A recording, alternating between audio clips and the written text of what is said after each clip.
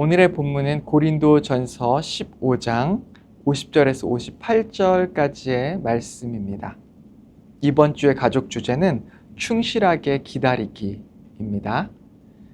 여러분 혹시 이런 질문을 해본 적이 있으신가요? 예수님이 재림할 때 나는 어떤 모습이고 어떤 모습으로 하나님 앞에 서게 될까?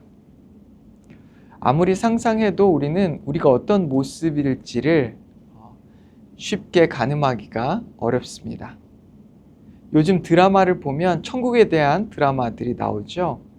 그곳에서 어떤 사람은 젊은 모습으로, 어떤 사람은 나이가 많이 든 모습으로 나오기도 합니다.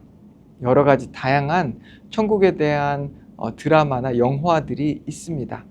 그런데 대부분 성경에 근거한 것이 아니라 인간의 상상과 허구에 근거해서 만든 영화나 드라마들이 대부분이죠. 그렇다면 과연 성경은 우리에게 무엇을 말씀해 주고 있을까요? 먼저 50절 말씀을 함께 봤으면 좋겠습니다.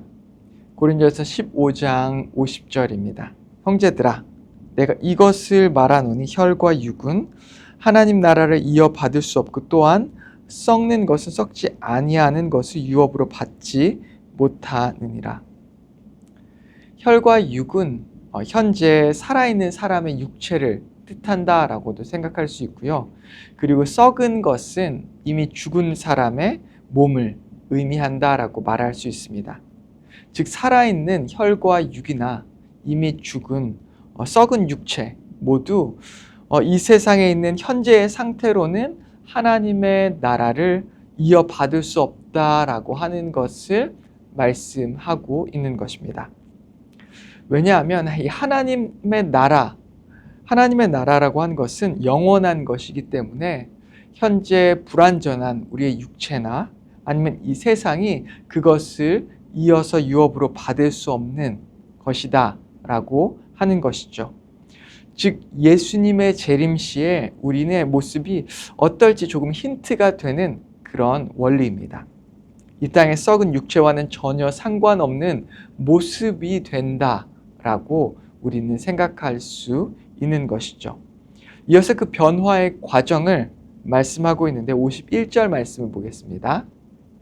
보라, 내가 너희에게 비밀을 말하노니 우리가 다 잠잘 것이 아니요 마지막 나팔의 순식간에 홀연히 다 변화되리니. 잠자는 사람, 즉 죽은 사람이나 아니면 예수님의 재림시에 살아있을 이 성도 모두 다 동일한 점 한 가지가 있습니다. 그것은 이미 죽어서 육체가 다 썩어버린 부패한 사람이나 아니면 아직 죽진 않았지만 인간의 육체를 가진 혈과 육을 가진 사람이나 모두 동일하게 예수님의 재림시에 홀연히 다 변화되는 일이 일어난다라고 말씀하고 있는 것입니다.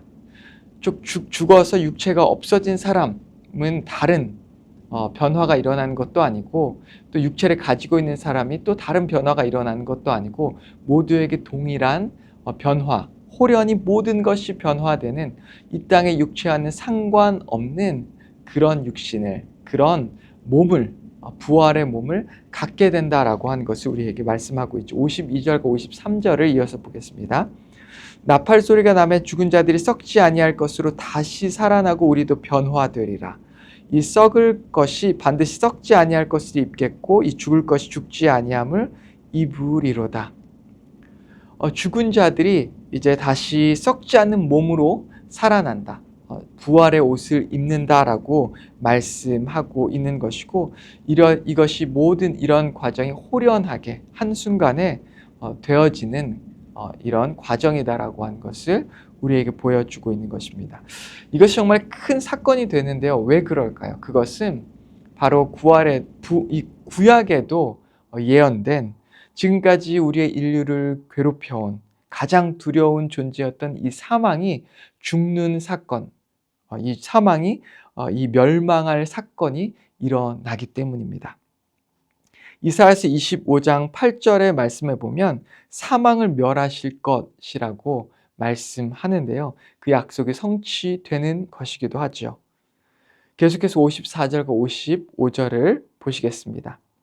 이 썩을 것이 썩지 아니함을 입고 이 죽을 것이 죽지 아니함을 입을 때에는 사망을 삼키고 이기리라. 고 기록된 말씀이 이루어지리라. 사망아 너의 승리가 어디 있느냐? 사망아 내가 쏘는 것이 어디 있느냐? 여러분, 우리가 사망을 생각할 때 이 사망이 정말 끔찍하고 고통스러운 것이지만 이 사망이 왜 이 땅에 들어왔는지, 우리 인류에게, 우리 인간에게 어쩜 이렇게 큰 저주가 되었는지를 동시에 또 생각해 봐야 하는데요. 그것은 바로 이 죄 때문입니다. 아담과 하와가 범죄했을 때, 그리고 그 죄로 인해서 이 사망이 들어오게 되었고요. 사망으로 인해서 인류는 끔찍한 저주와 고통 가운데 놓이게 된 것이죠. 즉, 사망을 생각할 때 우리가 꼭 함께 생각해야 하는 것은 죄인데요. 죄로 인해서 우리는 이 모든 고통 가운데 놓이게 되었다고 하는 것입니다. 그리고 우리 인간의 죄를 더 밝게 보여주고 있는 것, 우리의 죄를 고발하는 것이 바로 율법이라고 하는 것입니다. 그 어떤 인간도 이 율법의 고발에서 자유로울 수 없습니다. 모든 인간이 결국은 사망의 종이 된 것도 바로 이 율법의 고발로 말미암아서인 것이죠. 모든 사람이 죄를 지은 것이고 그 죄로 인해 인간은 이 사망의 종이 되어진 것입니다.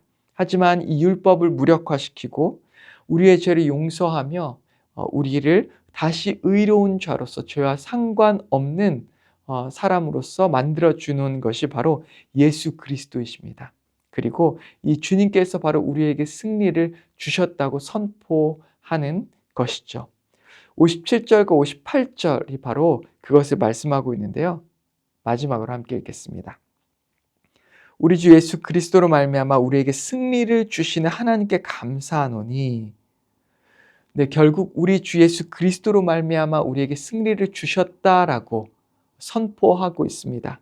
그것 때문에 우리는 감사하고 이 사망 가운데에서도 좌절할 필요가 없다라고 하는 것입니다. 부활의 옷을 입을 것이고 또한 영원한 천국 가운데 들어가게 될 것이기 때문이죠. 58절에 보면 그러므로 내 사랑하는 형제들아 견실하며 흔들리지 말고 항상 주의 일에 더욱 힘쓰는 자들이 되라. 이는 너희 수고가 주 안에서 헛되지 않은 줄 알미라. 고린도 교인들이 이렇게 죄로 인해서 고통받고 힘든 이런 시험의 삶을 살았던 이유 중에 하나가 이 부활에 대한 확신, 부활에 대해서 잘 알지 못했기 때문입니다. 그렇기 때문에 그들이 요동하고 넘어졌던 것이죠. 그러므로 이 사도 바울은 이 고린도 교인들에게 정말 이 부활에 대해서 부활의 확신을 다시 심어줌으로 요동함에 흔들리지 않고 믿음 가운데 서서 주님께 감사하며 온전하게 나아가라고 이렇게 말씀하고 있는 것입니다. 우리도 마찬가지입니다. 우리에게 이 부활에 대한 소망이 없다면 우리는 작은 일에 요동하고 쓰러집니다. 이 육체가 병들거나 아니면 조금이라도 큰 일이 우리의 삶 가운데 일어나거나 우리의 가족 가운데 누가 죽게 되면 우리는 너무나 쉽게 믿음을 잃어버리게 될 것입니다. 하지만 우리에게 부활의 소망이 있기 때문에 어떤 일이 닥쳐도 닥친 그 순간에는 잠깐 힘들고 아플지 모르겠지만 우리에게는 부활의 소망으로 말미암아 우리는 믿음 가운데 넘어지지 않고 계속해서 주님을 따라가 완전한 승리를 맛볼 수 있게 되는 것입니다. 그래서 우리는 장례식 때 이 말씀을 함께 나눌 때가 참 많이 있죠. 굉장히 좌절하고 또 힘든 슬픈 순간이지만 결국 우리를 붙잡아 주는 것은 이 부활의 신앙이기 때문입니다.